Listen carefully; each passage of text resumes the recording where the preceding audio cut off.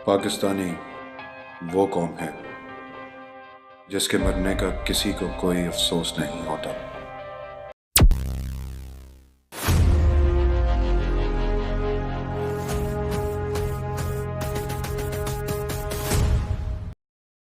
अस्सलाम वालेकुम नाजरीन। दोस्तों, आपको याद होगा साल था 2023, सुबह के तकरीबन 7:30 बजे पूरे मुल्क में लाइट चली गई। लेकिन पाकिस्तान में लाइट जाना कोई ऐसी खबर नहीं जिस पे गौर किया जाए, और ये हालत तकरीबन 24 घंटे तक बरकरार रही। 24 घंटे बाद पता चला कि ये तो नेशन वाइड ब्लैकआउट हुआ है। अब आप जरा सोचिए, अगर पूरे 24 घंटे तक लाइट ना हो तो कितना मुश्किल होगा उन मरीजों के लिए जो नेबुलाइजर, ह्यूमिडिफायर या बाईपैप मशीन पे हैं। हुकूमती अफसरान ने इस ब्लैकआउट को एक रियर इंसिडेंट कहा और इसकी वजह एक वोल्टेज सर्ज को ठहराया जो मुल्क के साउथर्न रीजन में हुआ था। इस ब्लैकआउट ने हॉस्पिटल्स, स्कूल्स, घर और बिजनेसेस सब पर बुरा असर डाला। पाकिस्तान की टेक्सटाइल इंडस्ट्री जो हमारी सबसे बड़ी एक्सपोर्ट सेक्टर है, इस ब्लैकआउट से लगभग 70 मिलियन का नुकसान उठाना पड़ा। दोस्तों, जनवरी 23 का ये पावर आउटेज कोई एक मरतबा का वाकया नहीं था। अक्टूबर 2022 में भी ऐसा कुछ हुआ था, और छोटी मोटी पावर कट्स तो रोज का मसला है। दोस्तों, आज हम पाकिस्तान का सबसे बड़ा मसला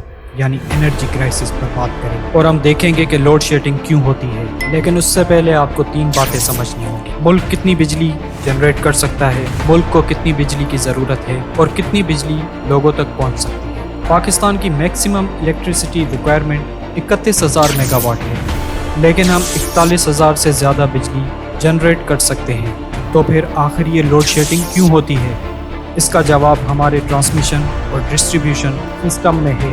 दोस्तों, 2020 में लगभग 20% एनर्जी ट्रांसमिशन और डिस्ट्रीब्यूशन में खो गई थी। 2021 में पाकिस्तान ने 150 ट्रिलियन वाट आवर्स बिजली जनरेट की, जो इंडोनेशिया मुल्क से आधी थी, जबकि दोनों मुल्कों की पॉपुलेशन लगभग बराबर है। मसला ये है कि पावर डिस्ट्रीब्यूशन सिस्टम आउटडेटेड और इनएफिशिएंट है, जो बहुत ज्यादा पावर लॉसेस का सबब बनता है। हमारा इंफ्रास्ट्रक्चर सिर्फ 22,000 मेगावाट तक बिजली डेवलप कर सकता है। ये बोटलनेक का मतलब है कि हम ज्यादा बिजली जनरेट करके भी इफेक्टिवली लोगों तक नहीं पहुंचा सकते। दोस्तों, ये मसला 1990 से शुरू हुआ, जब पाकिस्तान ने इंडिपेंडेंट पावर प्रोड्यूसर IPPs पे डिपेंड करना शुरू किया। ये प्राइवेट कंपनीज बिजली जनरेट करती हैं और नेशनल ग्रिड को देती हैं। अब प्रॉब्लम यह है कि हम IPPs को उनकी कैपेसिटी के हिसाब से पैसे देते हैं, चाहे हम बिजली यूज करें या ना। मिसाल के तौर पे आपने एक स्कूल वैन बुक की जिसका ड्राइवर आपसे 20,000 रुपए चार्ज करता है 30 दिन के, लेकिन वो ड्राइवर सिर्फ 26 दिन स्कूल जाता है, और फिर भी आपको उसे 20,000 रुपए ही देने पड़ेंगे, और ये कहलाता है कैपेसिटी पेमेंट। दोस्तों, 2013 में गवर्नमेंट ने 500 बिलियन रुपीस रिलीज किए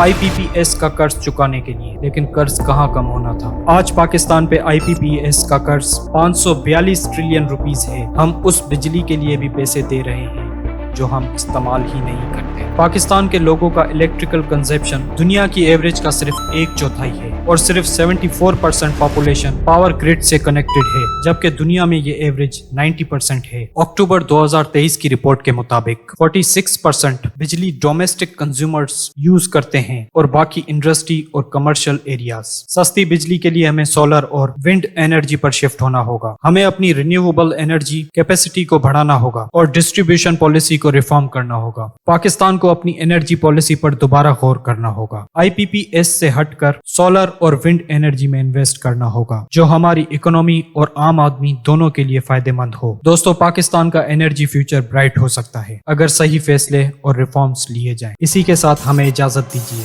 अपना ख्याल रखिएगा। अल्लाह हाफिज। बिजली